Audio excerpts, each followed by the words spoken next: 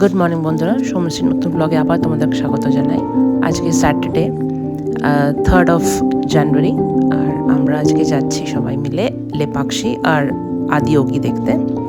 তো রেডি হয়ে বেরিয়ে পড়েছি, হাইওয়ে ধরে NH 944 ধরে যাব। দাঁড়িয়ে পড়লাম একটা রেস্টুরেন্টে ব্রেকফাস্ট খেতে। আমরা এখানে ইডলি আর দোসা অর্ডার দিয়েছি। চলে এসছে খাবারগুলো ভীষণ টেস্টি, সবাইকে রেকমেন্ড করবো, নিশ্চয়ই এখানে ট্রাই করবেন।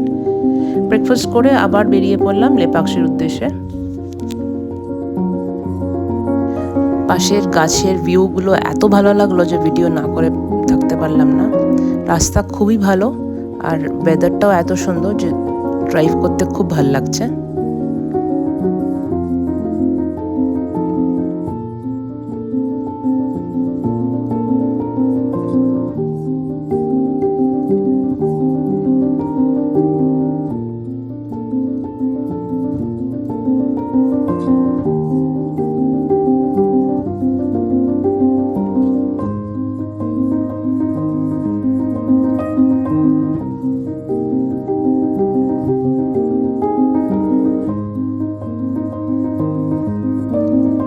পৌঁছে গেলাম আমরা লেপাক্ষী। Welcome to Lepakshi. প্রথমেই আমরা চলে আসলাম জটায়ু থিম পার্ক দেখতে। এখানে 10 টাকা করে এন্ট্রি ফিস।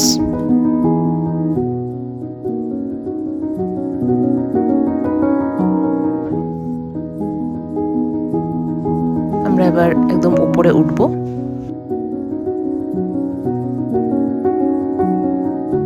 উপর থেকে খুব সুন্দর ভিউ আর খুব ভালো লাগছে। ওই যে আমার মেয়ে আর বাবা আস্তে আস্তে উঠছে। ভীষণ হাওয়া আর ভীষণ মাংকির উপদ্রব। এখানে একটা জটায়ুর ফুটপ্রিন্ট আছে। এবার আমরা চলে আসলাম লেপাক্ষী টেম্পলে। এটা অলসো কল্ড বীরভদ্র টেম্পল।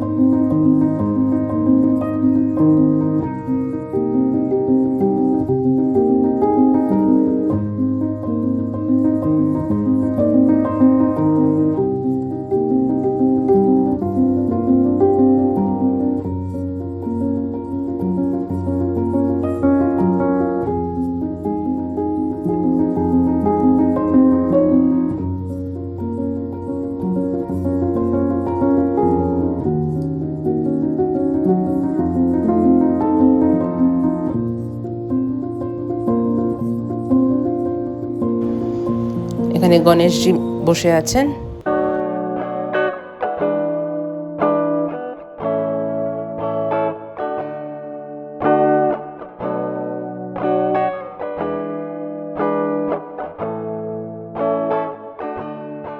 আর আমরা চলে আসলাম দ্য ফেমাস শিবলিঙ্গর কাছে।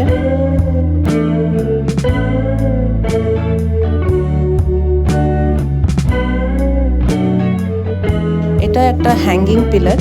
এটার তলা দিয়ে অনেকরাই নিজেদের দুপাট্টা বা শাড়ি পাস করানোর চেষ্টা করে। আগে পাস হয়ে যেত, এখন শুনছি অতটা পাস হচ্ছে না, যত আস্তে আস্তে মানে এটার বয়স বাড়ছে আর কি। ওই দেখুন একজন চেষ্টা করছে করার।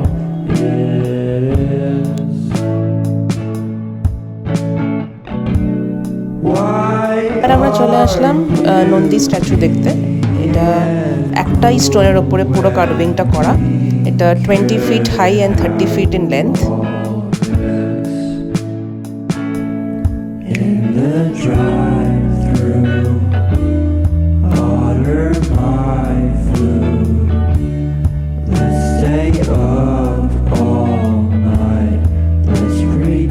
চলে এলাম লাঞ্চ খেতে এই রেস্টুরেন্টেতে।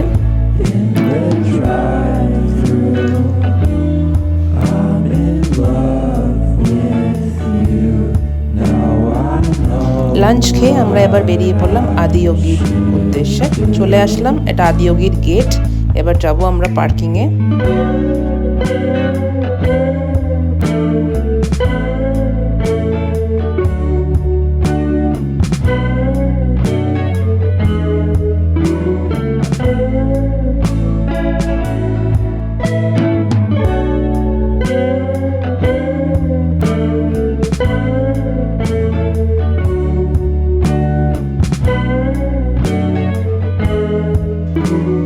পৌঁছে গেলাম পার্কিং লটে, গাড়ি রেখে চলে আসছি মহাদেবের কাছে।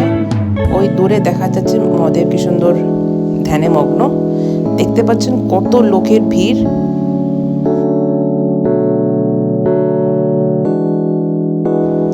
এই জায়গাটাতেই বসে সবাই লাইট অ্যান্ড সাউন্ড দেখে। এটা একদম মাটিতে বসতে হয়, তাই যাদের অসুবিধা নিশ্চয়ই একটা চেয়ার বা টুল কিছু একটা নিয়ে আসবেন। কি সুন্দর লাগছে না মহাদেবকে। সামনেই বসে আছেন নন্দী মহারাজ।